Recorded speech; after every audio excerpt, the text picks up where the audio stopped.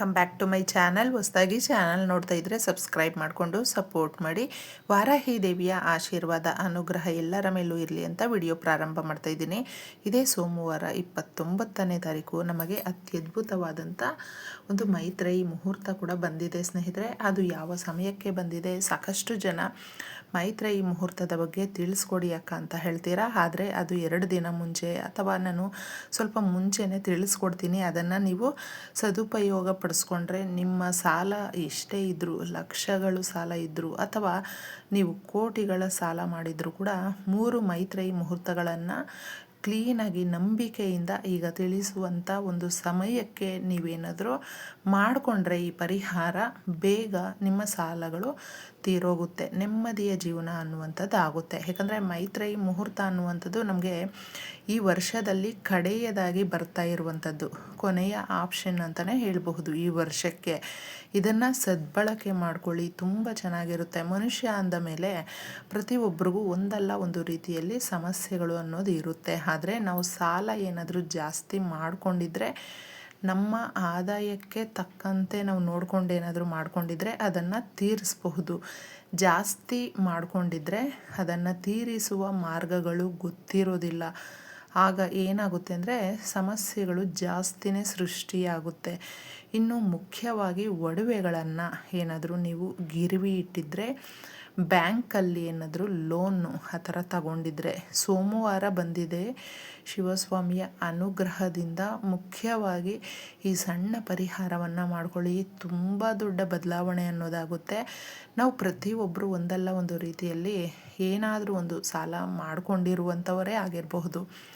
ಇದರಲ್ಲಿ ಇನ್ನು ಸಾಲ ನಾವು ಕೊಟ್ಟಿದ್ದೀವಿ, ವಾಪಸ್ ಬರ್ತಾ ಇಲ್ಲ ಅಂತ ಹೇಳ್ತಾರೆ ನೋಡಿ, ಅವರು ಕೂಡ ಈ ಪರಿಹಾರವನ್ನು ಮಾಡ್ಕೊಳ್ಬಹುದು. ಯಾಕಂದರೆ ಸಾಲ ತಗೊಂಡಿರೋರಿಗಿಂತ ಸಾಲ ಕೊಟ್ಟಿರ್ತಾರೆ ನೋಡಿ, ಅವ್ರಿಗೇ ಜಾಸ್ತಿ ಸಮಸ್ಯೆ ಇರುತ್ತೆ. ಅಂದರೆ ಕೊಟ್ಬಿಟ್ಟಿರ್ತಾರೆ, ಸರಿಯಾಗಿ ರೆಸ್ಪಾಂಡ್ ಮಾಡ್ತಾ ಇರೋದಿಲ್ಲ, ಫೋನ್ ಮಾಡಿದ್ರು ಪಿಕ್ ಮಾಡಲ್ಲ, ನಮಗೆ ಏನಾದರೂ ಸಿಕ್ಕಿದ್ರೂ ಕೂಡ ಸರಿಯಾಗಿ ಮಾತಾಡ್ಸಲ್ಲ, ಕೊಡ್ತೀವಿ ಇಲ್ಲಾಂದರೆ ಕೊಡೋದಿಲ್ಲ, ಈ ಥರ ಜೋರಾಗಿ ಮಾತಾಡುವಂಥದ್ದು, ಸಂಬಂಧಗಳು ಹಾಳಾಗುತ್ತೆ.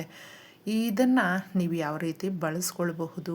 ಹೊಸ್ದಾಗಿ ಏನಾದರೂ ನೋಡ್ತಾ ಇದ್ದರೆ ಅವ್ರಿಗೆ ಇದ್ರ ಬಗ್ಗೆ ಅಷ್ಟೊಂದು ಐಡಿಯಾ ಇರೋದಿಲ್ಲ.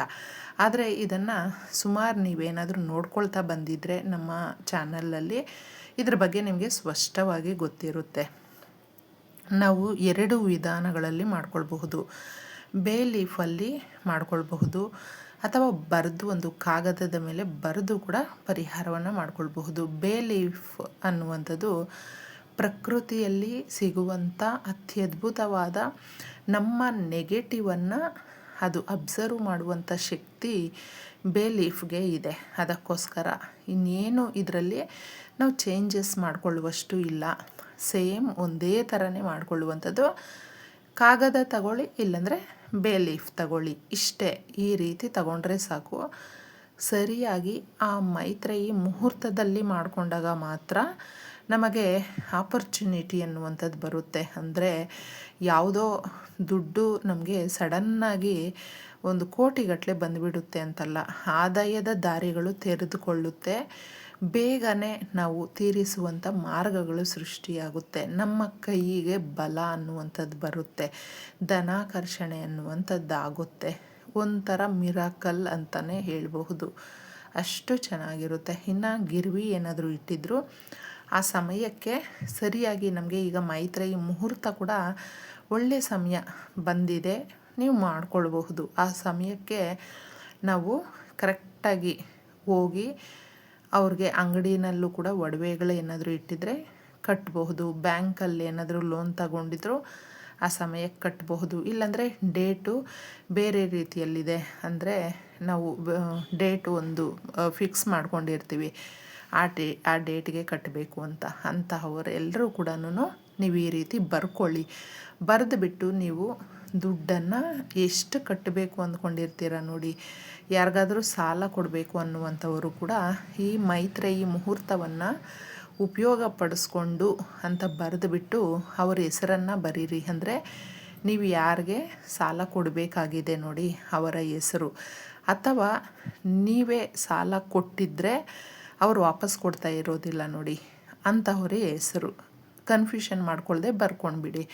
ಹೆಸರನ್ನು ಬರೆದು ಈ ಮೈತ್ರೇಯಿ ಮುಹೂರ್ತವನ್ನು ಬಳಸ್ಕೊಂಡು ನಾವು ಅವ್ರಿಗೆ ಇಷ್ಟು ಹಣವನ್ನು ಕೊಡ್ತಾಯಿದ್ದೀವಿ ಅಂತ ಬರ್ಕೊಳ್ಳಿ. ಇನ್ನು ನೀವೇ ಸಾಲ ಕೊಟ್ಟಿರ್ತೀರಲ್ವ, ಅವರು ವಾಪಸ್ ಕೊಡಬೇಕಾಗಿದೆ ನೋಡಿ ಅಂತ ಅವ್ರ ಹೆಸರನ್ನು ಬರೆದು ಈ ಮೈತ್ರೇಯಿ ಮುಹೂರ್ತದಲ್ಲಿ ಇಂತಹವರು ನಮಗೆ ದುಡ್ಡನ್ನು ಕೊಟ್ಟಿದ್ದಾರೆ ಅಂತ ಬರ್ಕೊಳ್ಳಿ ಸ್ನೇಹಿತರೆ. ಪಾಸಿಟಿವ್ ಆಗಿ ಬರ್ಕೊಂಡಾಗ ನಮಗೆ ಬೇಗನೆ ಸೇರುವಂಥದ್ದಾಗುತ್ತೆ. ಈ ರೀತಿ ಬರೆದು ನೀವು ಆ ದುಡ್ಡು ಏನಿರುತ್ತೆ ನೋಡಿ ಅದನ್ನು ಈ ಚೀಟಿ ಪಕ್ಕದಲ್ಲಿ ಇಟ್ಕೊಳ್ಬೇಕು. ಈ ರೀತಿ ಇಟ್ಟು ಒಂದು 2 ಮೈತ್ರೇಯಿ ಮುಹೂರ್ತಗಳನ್ನು ಸರಿಯಾಗಿ ಇದೇ ಥರನೇ ಫಾಲೋ ಮಾಡಿ. 3ನೇ ಮೈತ್ರೇಯಿ ಮುಹೂರ್ತಕ್ಕೆ ಮಾತ್ರ ಕರೆಕ್ಟಾಗಿ ಅವ್ರ ಕೈಗೆ ನೀವು ತಲುಪಿಸುವ ರೀತಿ ಮಾಡಿಕೊಳ್ಬೇಕು.